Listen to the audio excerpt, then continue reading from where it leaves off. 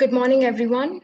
I'm Sonali. I study in Christ University, and today I'll be talking up on the topic anticoagulation and blood preservation. This is the agenda for today. I'll be starting with the introduction to hemostasis, which is basically coagulation in vivo, that is inside the body of an organism.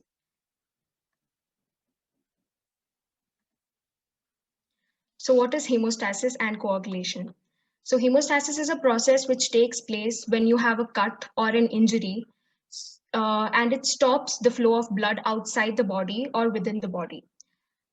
Coagulation at the same time can be in vivo or in vitro. In vivo, it is known as hemostasis, and in vitro, it is known as just coagulation. In vivo, it can take two major pathways, that is intrinsic and extrinsic.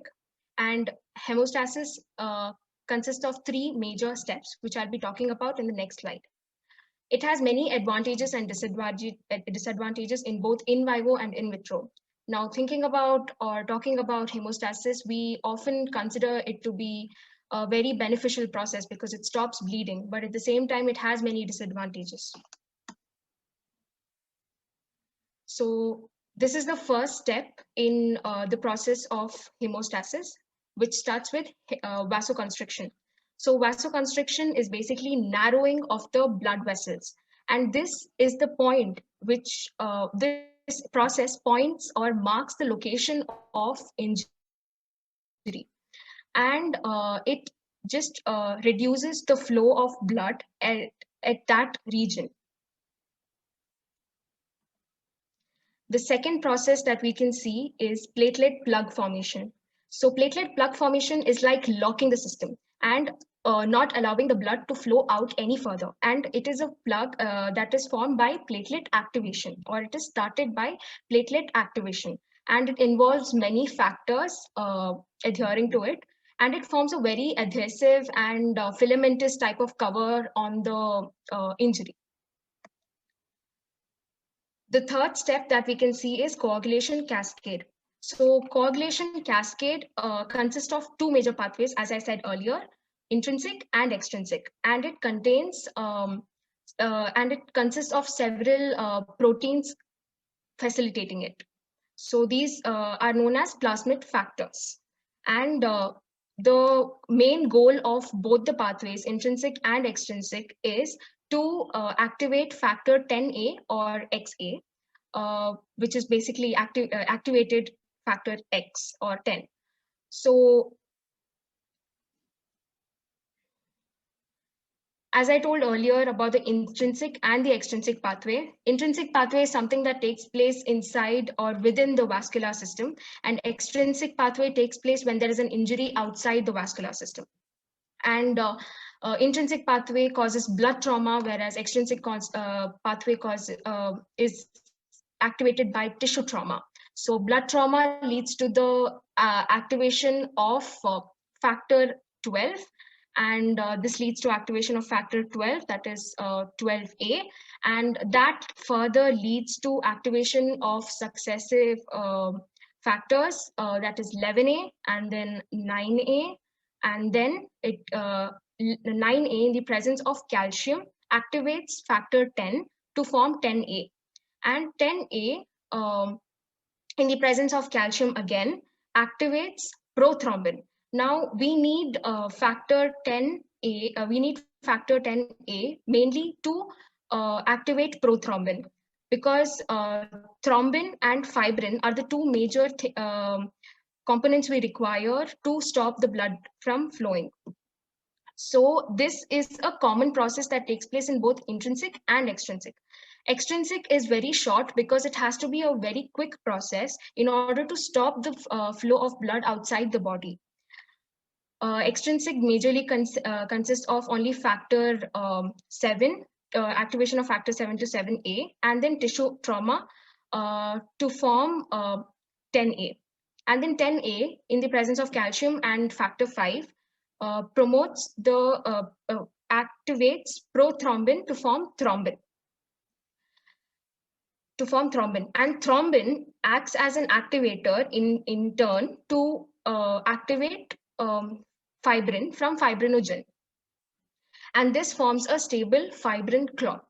And fibrin as well requires the factor called 13A, that is activated form of factor 13, in order to form a stable fibrin cloth. So both the pathways in the end lead to the same result, and they have a common step, which is from the activation, which is activation of factor A. Now, as I told earlier, there are disadvantages of coagulation. So the in vivo disadvantages of coagulation are it causes medical condition like rapid heartbeat, low oxygen levels, and even swelling. So this is caused because the clot in the blood vessels restricts the flow of blood, and it causes diseases like embolism, thrombosis, etc. This is the in vivo disadvantage, whereas in vitro, um, we face difficulty in preserving blood samples or forensic evidences which are required in liquid forms. So it includes blood which is donated.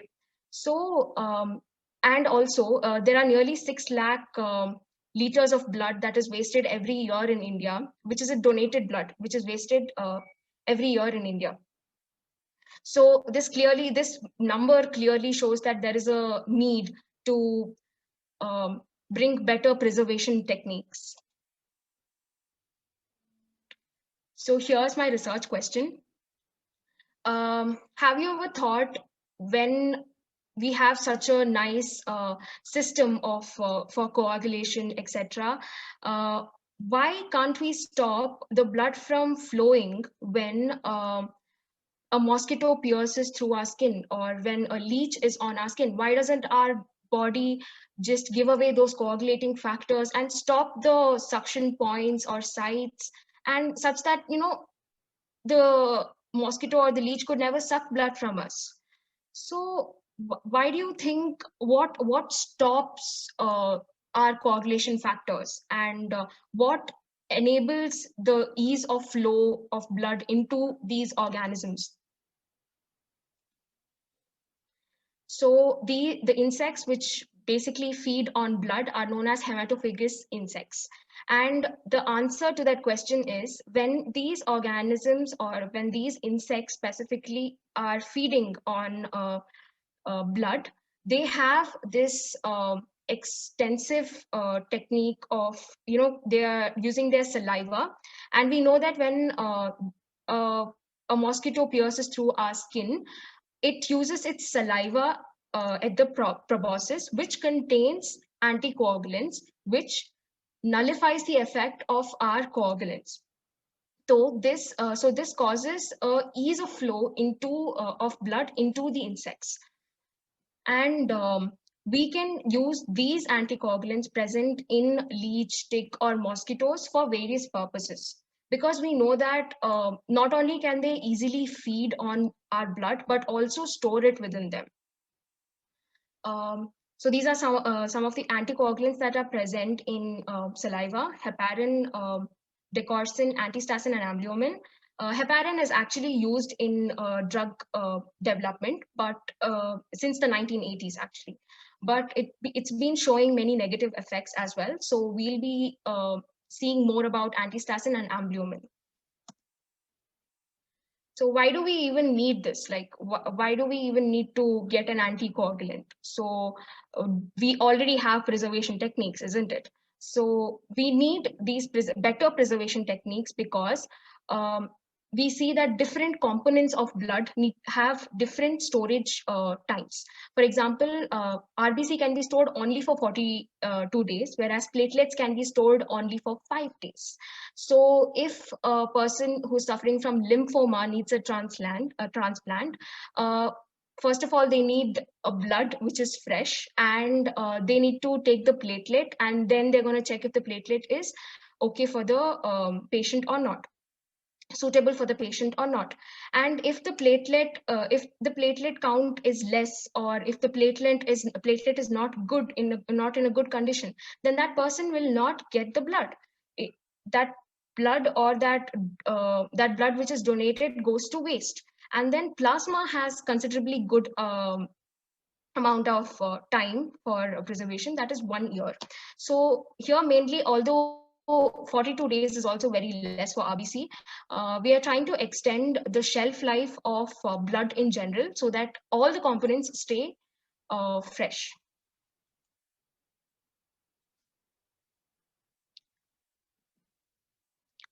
These are the objectives for my research, and I've taken two objectives. So first objective is based on in vivo, that is preventing the formation of clots in the blood vessels, and using the anticoagulants present in the saliva of an insect to develop a drug or any sort of to develop a drug or an anticoagulant prevention technique to uh, prevent a clot formation inside the body of an organism or a patient, basically. The second objective is to utilize the anticoagulants present in the saliva of an insect to preserve or extend the shelf life of blood. So this is the basic procedure that I think we should follow for this research. The first step is identification of a hematophagous insect, which is basically we need to find an insect which is suitable for this experiment, which can be easily cultured in lab, and also such that we do not harm the organism in general.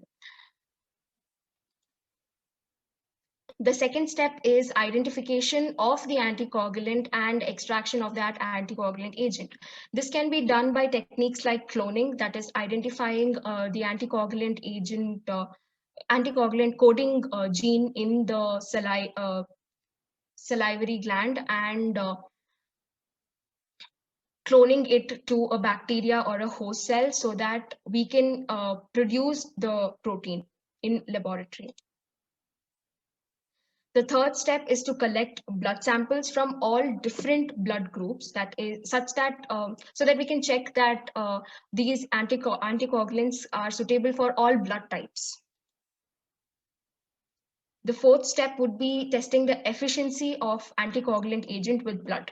Now, by testing the efficiency, I mean testing the efficiency of the anticoagulants that we have derived with the currently used techniques to preserve blood, or the currently used clot busters. And the final step would be comparing it with the conventional techniques or in combination of both. That is, measuring how much amount of blood can be anticoagulated in both the techniques, that is the anticoagulant that we have derived and the conventional techniques, and then checking if we could conserve more blood by combining both the techniques. So the materials required for this experiment would be I've framed it as the anticoagulants of study, that is basically the organisms that we require.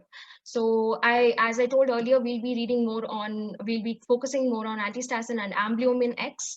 So antistasin is derived from Hisophus officinalis, which is an factor XA inhibitor, and amblyomine X from Amblyomma sogenens, which is also a factor XA inhibitor or 10A inhibitor. I've purposely chosen the same inhibitor, firstly because I did not find much information on other inhibitors like thrombin inhibitors, which is present in saliva. Secondly, I felt I should take a common one because it's easier to compare them. I took streptokinase for the first to achieve the first objective as a reference material.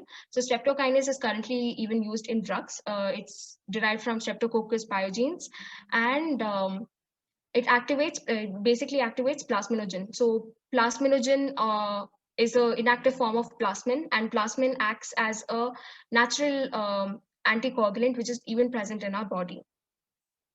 Citrate phosphate dextrose adenine formula 1, or CPDA1, is a chemical used for blood preservation.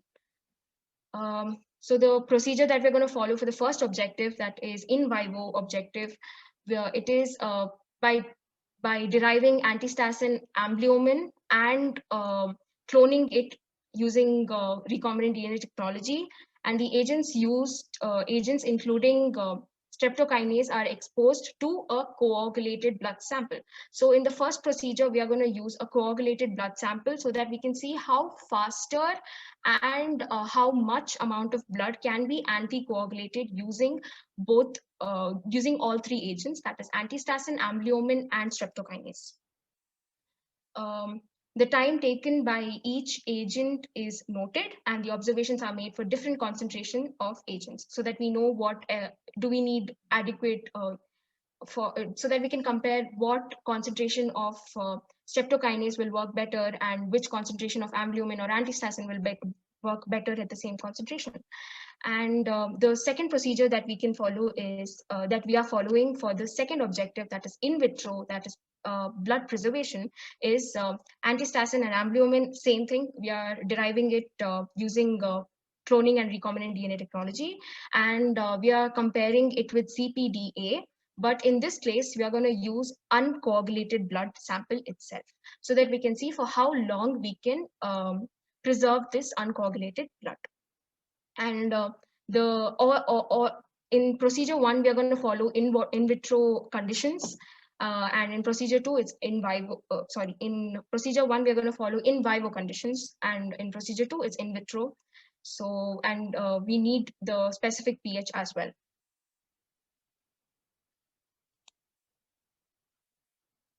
So these are the observations that we can make. So observation 1, that is for the objective 1, is like this. And as I told, we are going to use different concentrations of agent, and this is the time that I've taken. It is obviously variable, and the amount of time is same for each. That is, if I'm taking 24 hours for antistasin, I have to take the same for amblyomin as well as streptokinase. And this is for the objective 2.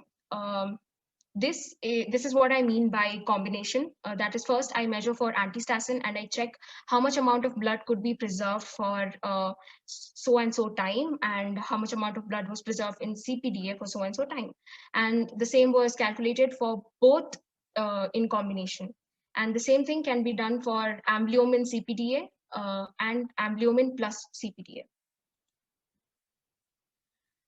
So these are the expected outcomes. Amblyomin in first outcome, that is in vivo outcome, I expect antistasin to be more to have a more anticoagulating property than amblyomin. This is because antistasin, as we saw, was derived from leech, and I think leeches can have better anticoagulating property because they store blood within them for much longer time than a tick. So and streptokinase may or may not show more anticoagulating property than the rest. And outcome 2, which is in vitro, both antistasin and CPDA would be capable of storing blood for 5 days, because 5 days is the minimum amount of time. And it is expected that the combination of all of the agents, that is antistasin, amblyomin, and CPDA, can store blood for at least weeks. So these are the scopes and gaps. The strengths are, obviously it will lead to better agents for preservation and treatment of diseases like pulmonary embolism, myocardial infarction, thrombosis, etc. And it can definitely be used in forensic evidences, because forensic evidences is a field where you need evidences for very long time. And the opportunities can be drug discovery, research in drug discovery, as well as valued blood donation. Many people still do not donate blood or hesitate to donate blood because they think there is so much blood. It's okay. There are many people who donate blood, so I don't need to. And even if I do that, then it might get wasted. So that is why they prefer not donating blood instead. The weaknesses are during the research, we are not considering the diseases that might be caused, because these organisms are pathogenic, and they can carry disease-causing microbes in them. Since we are considering the saliva, so we are not very sure about the disease factor. And as I told earlier, there is less of data on other anticoagulants which are present in the saliva of these insects. The threats can be if such a blood which is stored using animal or insect anticoagulants is used or transfused into patient, then it may cause infection, or it may cause rejection of transplant, and we are unaware of the efficiency.